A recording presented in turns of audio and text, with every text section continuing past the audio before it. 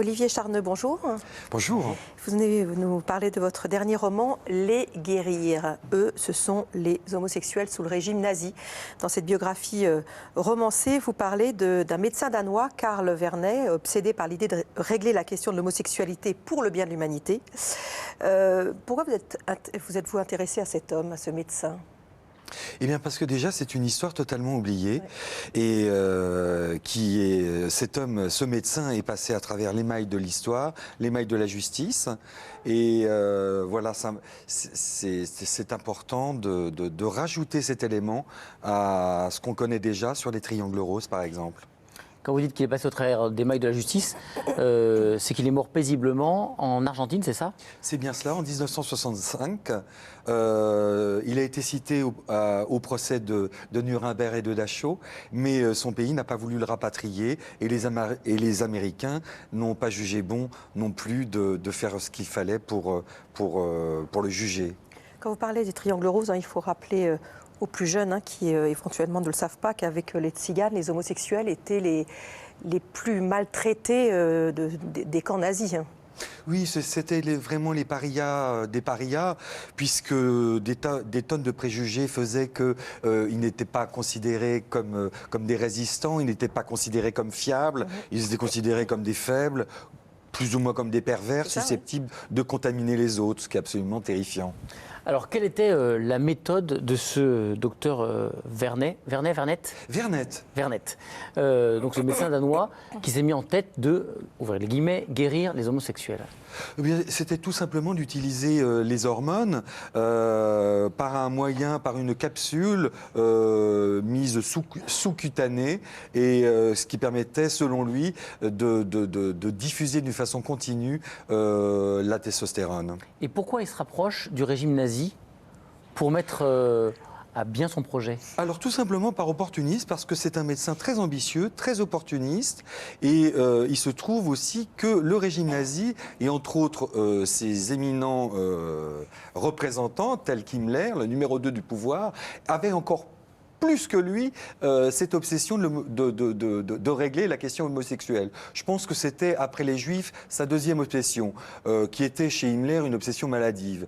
Donc, avec un terrain favorable dans la société, dont l'eugénisme faisait des ravages, et pas que dans l'Allemagne nazie, mais dans le monde entier, en particulier dans les pays anglo-saxons, il a trouvé un terrain favorable, il a trouvé une écoute favorable auprès du pouvoir nazi, ce qui lui a donné des ailes et lui a fait faire cette folie. Alors, ce médecin qui évidemment apparaît comme un monstre, quand on lit votre roman, c'est un homme assez banal en fait. Oui, absolument. J'ai tenu à ça, et parce qu'en fait, dans la réalité, c'est ça. C'est son opportunisme qui fait peur. C'est son ambition, c'est son aveuglement qui fait peur, puisque il va à Buchenwald comme si il allait opérer dans une clinique. Oui, c'est ça. Il ne voit rien à Buchenwald. Oui, il ne veut rien voir. Il ne veut rien voir. Vous dites, il se concentre sur son objectif, Voilà. aller traiter... La nuit. Ce qui pourrait paraître comique si les circonstances n'étaient pas aussi tragiques, la nuit, il ne dort pas, non pas à cause de ce qui se passe dans le camp, mais parce qu'il a peur de ne pas réussir son opération. Il traverse l'Allemagne en pleine guerre comme s'il allait de congrès médicaux en congrès médicaux. C'est ça qui est absolument étonnant. Donc, Karl Vernet n'est pas Mengele. Ce n'est pas un monstre sanguinaire, mais il est tout aussi glaçant de par le fait qu'il n'a aucune distance par rapport à sa pratique. C'est ça qui est terrifiant. Oui, tout ce qui compte, c'est de devenir célèbre. Tout ce qui compte, c'est évidemment de devenir célèbre, d'être riche aussi, mais aussi... Il faudra avoir le prix Nobel. Il veut avoir le prix Nobel. Quand même. Mais aussi, il a quand même cette ambition de vouloir régler cette ambition terrible et absurde de vouloir régler le problème homosexuel de la planète. Donc, tous ces éléments, terrain favorable, eugénisme, pouvoir nazi qui l'aide, qui le finance, qui lui ouvre les ports de Buchenwald, qui lui fournit ses cobayes, plus son ambition démesurée, font un cocktail détonnant. Combien de personnes vont être opérées par Vernet? Eh bien, Himmler lui en a fourni 15.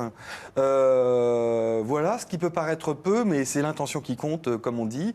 Et ce n'est pas évidemment ce chiffre qui, moi, m'a percuté, c'est vraiment l'intention.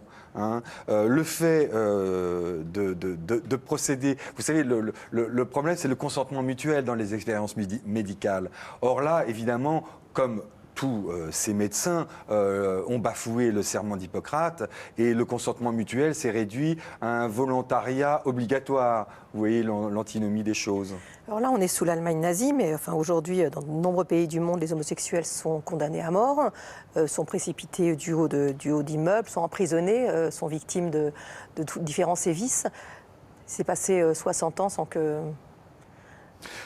Oui, vous savez, alors il y a 83 pays qui aujourd'hui encore considèrent l'homosexualité comme un délit ou comme un crime. 6 pays condamnent à mort, le reste c'est torture, etc. Mais sans aller au-delà, il y a encore des cliniques qui proposent de soigner l'homosexualité. Absolument, en Amérique du Sud, en Chine et même aux États-Unis. Je veux dire, le marché de la normalité existe. Je pense que d'ailleurs aussi en France, hein, on l'a vu dans la manif pour tous, je veux dire un certain nombre de parents ne sont pas heureux d'avoir des enfants homosexuels et pensent tout de suite à aller consulter un psychiatre, etc. Donc on est loin du nazisme, on est loin de mon livre, mais tout de même ça reste prégnant. D'où mon exergue, l'exergue que je mets de l'auteur, c'est quand même un problème à la fois passé, présent et futur, et qui va perdurer à partir du moment où on considère l'homosexualité comme antinaturelle, certains. Hein, donc on pense médecine. Bon, hélas, la médecine, elle l'aurait prouvé depuis longtemps, n'a pas réglé ce soi-disant problème. Olivier Charneux, Les Guérir, ça vient de paraître chez Robert Laffont. Merci beaucoup. Merci. Tout à l'heure à 14h30, Allô Docteur, on va parler des pathologies de la bouche. On verra qu'elles sont nombreuses.